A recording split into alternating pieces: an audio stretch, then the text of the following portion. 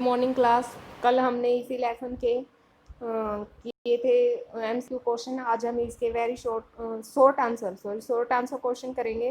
First question है हमारा, भोपाल राज्य की प्राचीन इमारतों में से सबसे प्राचीन इमारत कौन सी है? तो सबसे प्राचीन इमारत कौन सी है?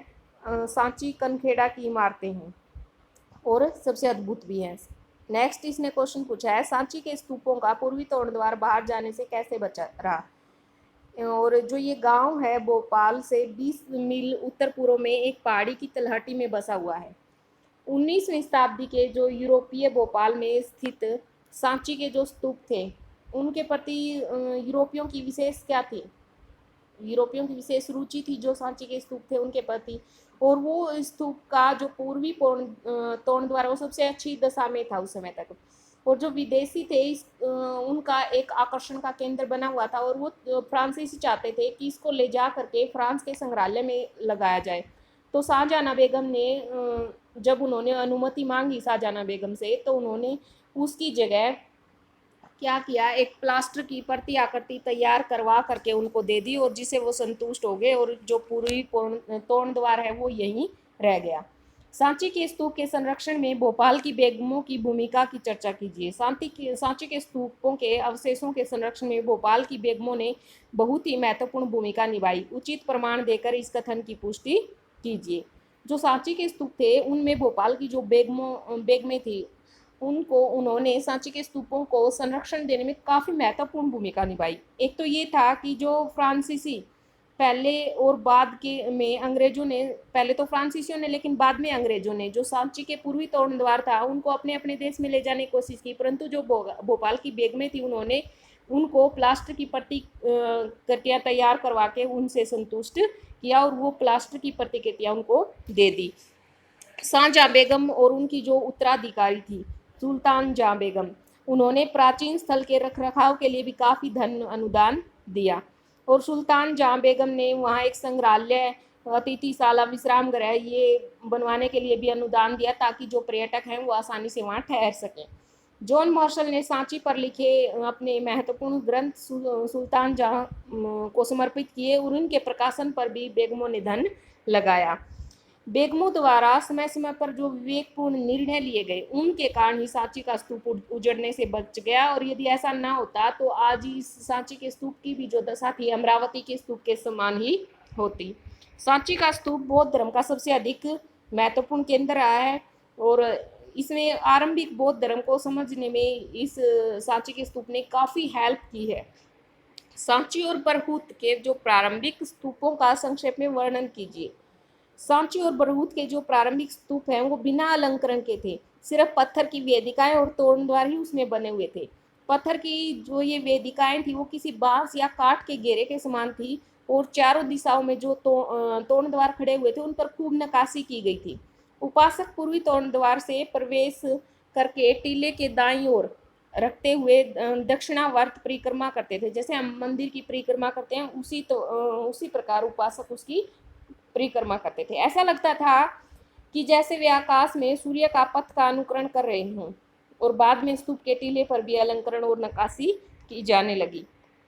हमारा फोर्थ क्वेश्चन उन्होंने पूछा है कि आपके अनुसार जो स्त्री और पुरुष संग में मिल जाते थे वो क्यों मिल जाते थे?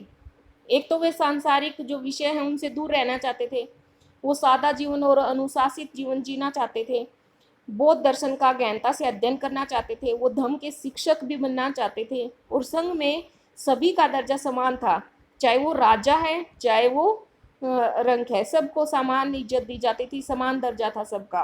क्योंकि भिक्षु और भिक्षुणी बन जाने के पश्चात सभी को अपनी पुरानी जो पहचान थी उनको त्याग देनी पड़ती थी। हमारा फिफ्थ क्वेश्चन इसमें पूछा गया है, निम्नलिखित संक्षिप्त अभिलेख को पढ़िए और जवाब दीजिए।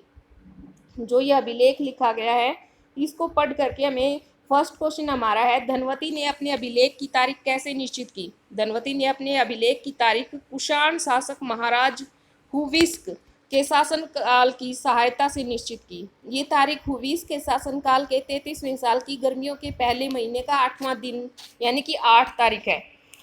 दूसरा क्वेश्चन इन्होंने पूछा है कि आपके अनुसार उन्होंने बोधिसत्व की मूर्ति क्यों स्थापित की?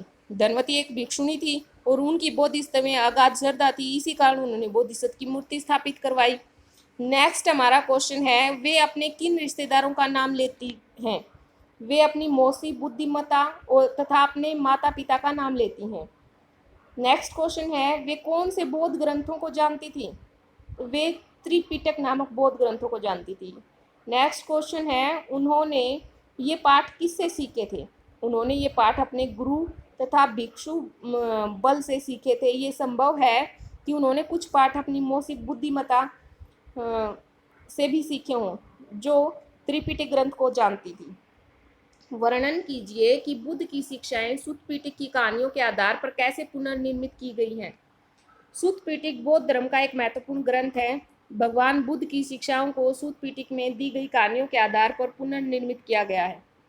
हालांकि कुछ कहानियों में उनकी अलौकिक शक्तियों का उल्लेख है। जो भी अन्य कथाएं दिखती हैं कि अलौकिक शक्तियों के स्थान पर बुद्ध ने लोगों को विवेक एवं तर्क के आधार पर समझाने का उनको प्रयास किया। उदाहरण के लिए, जब एक मृत बालक की शोक मगन माँ बुद्ध के पास आई तो उन्होंने बालक को जीवित रखने के बजाय उस महिला को मृत्यु के असंभावी होने की बात कही कि जो मृत्यु है वो एक सच्चाई है और हमें माननी पड़ेगी। उसको ये बात उन्होंने एक कथा के द्वारा समझाई। प्राचीन काल में भारत में यज्ञों की क्या परंपरा थी?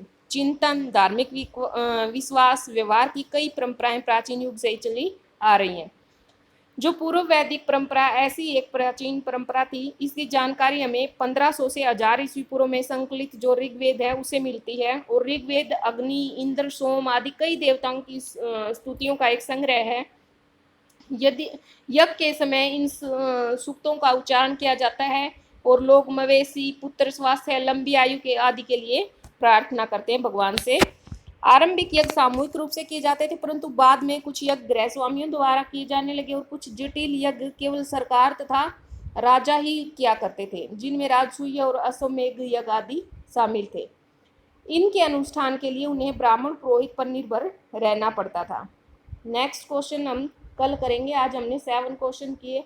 आप अच्छे से इनको रिवाइज भी करोगे और लर्न भी करोगे। जिस भी बच्चे ने नोट्स तैयार नहीं किए हैं वो कृपया करके अपने नोट्स तैयार कर लें। Thank you. Have a nice day.